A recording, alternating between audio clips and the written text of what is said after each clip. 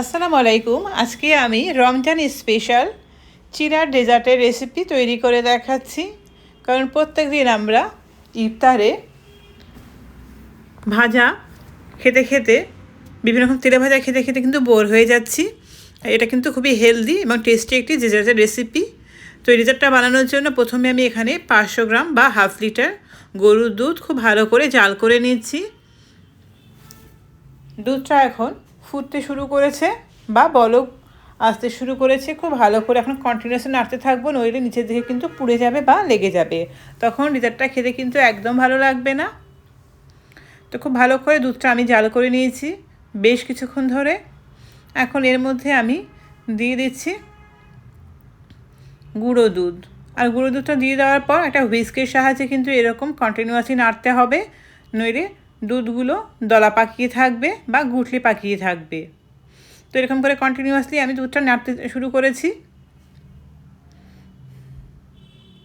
ততক্ষণে আমি গ্যাসের ফ্লেমটা একদম লোতে করে দিয়ে একটা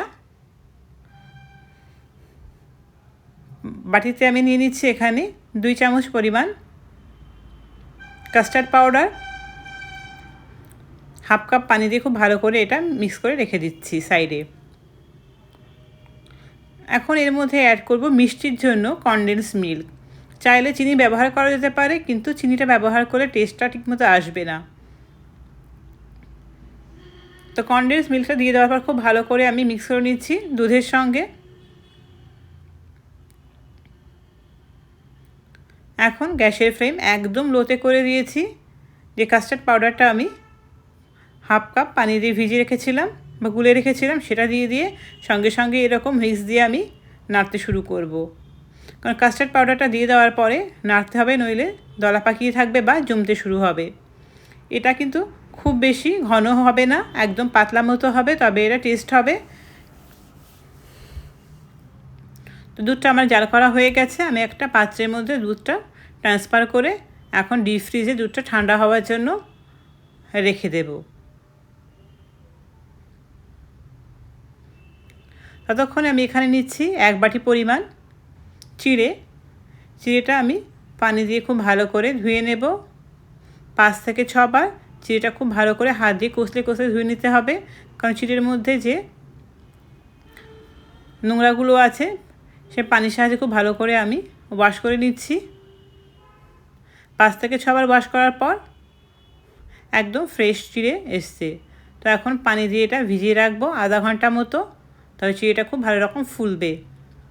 আর এর মধ্যে অবশ্যই লবণ দিতে হবে। লবণটা মিক্স করে তবে ভিজিয়ে রাখবো, তাহলে টেস্টটা কিন্তু খুব ভালো আসবে। তো লবণ এবং পানি দিয়ে মিক্স করে আমি এখন চিড়েটা ডিপ ফ্রিজে রেখে দিচ্ছি আধা ঘন্টা মতো। এদিকে আধা ঘন্টা বা 1 ঘন্টা পর আমি এখানে দুধটা ফ্রিজ থেকে বার করেছি। দুধটা ঠান্ডা হয়ে গেছে, দেখতেই পাচ্ছেন টেক্সচারটা কেমন এসছে। এখন কিছু ফ্রুট আমি এখানে কেটে নেব। তো এখানে আমি প্রথমে আপেল কেটে নিচ্ছি। চাইলে ঘরে থাকা যে কোনো ফ্রুট দিয়ে এটা করে যেতে পারে, কিন্তু আমি যে ফলগুলো বা ফ্রুটগুলো ব্যবহার করছি এগুলো ব্যবহার করলে কাস্টার্ডটা বেশি টেস্টি হবে।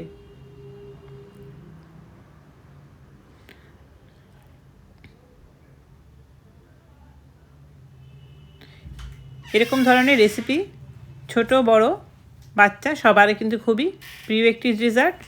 এই রমজান মাসে আপনারা ইফতারে এরকম ডেজার্ট তৈরি করবেন, আশা করি ভালো। আর যেসব বাচ্চারা ফল একদম খেতে চায় না, তাদেরকে এইভাবে ডেজার্ট বানিয়ে দিলে তারা কিন্তু অবশ্যই খেয়ে নেবে। তো আর এখানে দিচ্ছি আমি কলা।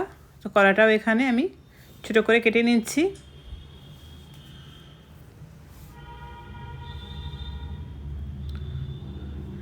এখন দুধের মধ্যে আমি আপেল এবং কলাটা দিয়ে দিচ্ছি।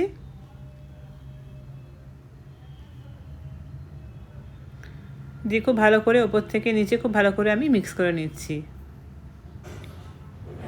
আর এখানে আমি নিয়েছি 2 রকমের আঙুর, কালো আঙুর এবং সবুজ আঙুর। 2 রকমের আঙুর এখানে ব্যবহার করছি। আর ঠিক এরকমভাবে কেটে নিচ্ছি। এখন এর মধ্যে অ্যাড করে দিচ্ছি যে লবণ পানি দিয়ে আমি ভিজিয়ে রেখেছিলাম চিড়েটা, সেই চিড়েটা আমি এখানে দিয়ে দিচ্ছি। এখানে যে উপকরণগুলো আমি ব্যবহার করছি সবগুলো কিন্তু ঠান্ডা করে ব্যবহার করতে হবে। এখানে ফল, দুধ, চিড়ে সব কিছুই আমরা ঠান্ডা করেই ব্যবহার করছি, ফ্রিজ থেকে বার করে কিন্তু ব্যবহারটা করছি। যেহেতু ডেজার্টের আইটেম, তো সব আইটেমগুলো ঠান্ডা হওয়া চাই।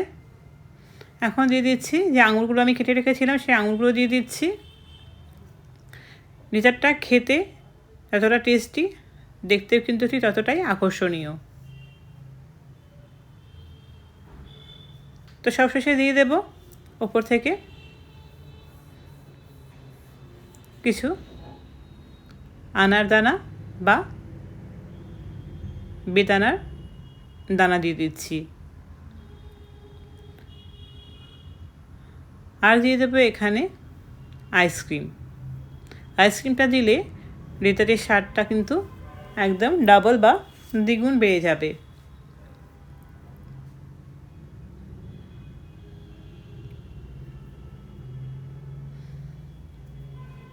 তো রেসিপিটা কেমন হলো আপনারা কিন্তু কমেন্টে অবশ্যই জানাবেন এবং লাইক শেয়ার করবেন। আর এই রমজানের ইফতারিতে এরকম ডেজার্ট বানান, আশা করি ভালো লাগবে। এটা যেমন টেস্টি, হেলদিও বটে। তো আমি এখন এটা গ্লাসে সার্ভ করে দেখাচ্ছি। একবার হলে ট্রাই করুন, আশা করি ভালো লাগবে।